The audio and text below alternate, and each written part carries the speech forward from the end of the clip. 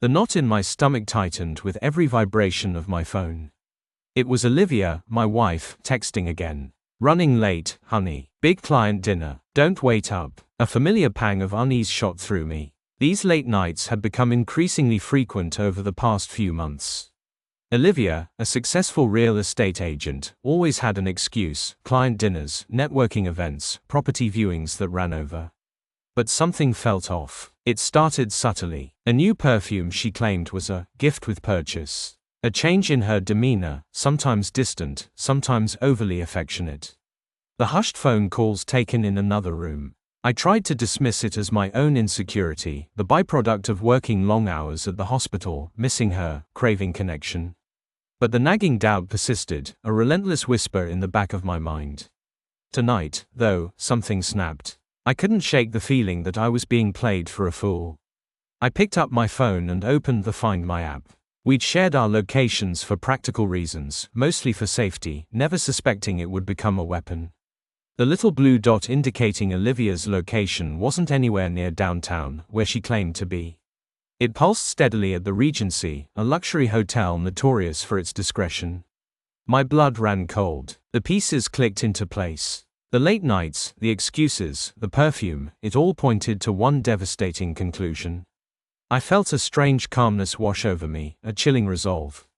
I wouldn't confront her yet. Not until I had all the facts. I needed proof, undeniable, irrefutable proof. Over the next few days, I meticulously documented her movements. Every late night, every client dinner, every lie, confirmed by the cold, hard data on my phone.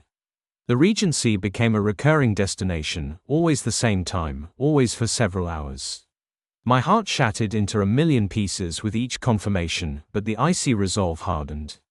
Then came the night I decided to act. I told Olivia I was pulling a double shift. She barely registered my words, already preoccupied with her evening plans. "A networking event," she said. I waited an hour, then drove to the Regency. The valet smirked knowingly as I gave him my car keys. I walked into the bar, my heart pounding a war drum against my ribs. I spotted them in a secluded booth, Olivia and a man I recognized as Hunter Ashton, a slick real estate developer known for his ruthless ambition and questionable ethics. They were laughing, their hands intertwined, their bodies pressed close. My world crumbled around me, but the icy calm held. I walked towards them, my footsteps echoing in the sudden silence of the bar. Olivia's laughter died abruptly as her eyes met mine. Her face drained of color, her smile dissolving into a mask of sheer terror.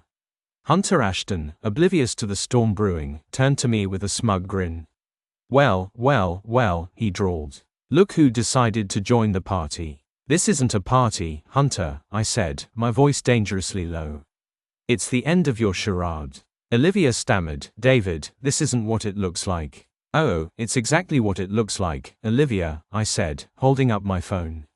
The Regency, 9:30 p.m. Just like every other Tuesday and Thursday for the past 2 months. Quite the consistent networking schedule you have. Olivia's eyes widened in horror. She looked at Hunter, her gaze accusing, betrayed. He, in turn, stared at me, his smugness replaced by a flicker of fear. "You've been tracking me," Olivia whispered, her voice trembling. "Let's just say technology can be a real bitch," I replied, my voice dripping with sarcasm. I turned to Hunter. "You knew she was married, didn't you?" Hunter blustered, "Look, I didn't know." "Oh, I think you did," I interrupted, my voice rising. "I think you enjoyed the thrill of the forbidden fruit. The excitement of stealing another man's wife." I leaned closer, my voice dropping to a menacing whisper. "But now the game is over."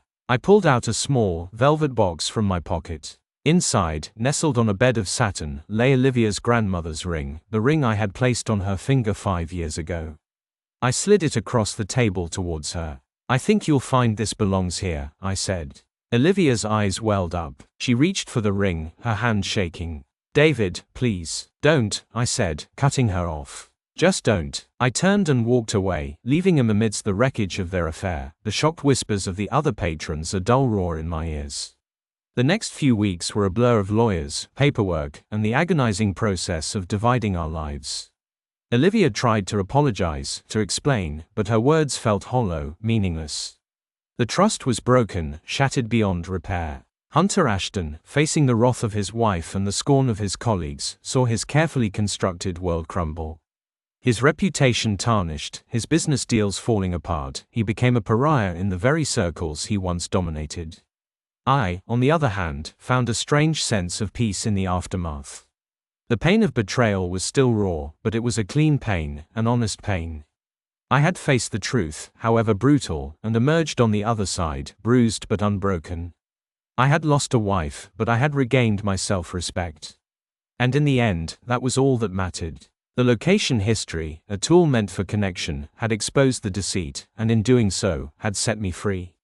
It had been a brutal, unexpected path to liberation, but it was a path I walked alone, with my head held high. I had learned the hard way that sometimes, the greatest revenge is simply walking away, leaving the ashes of their betrayal to settle at their feet.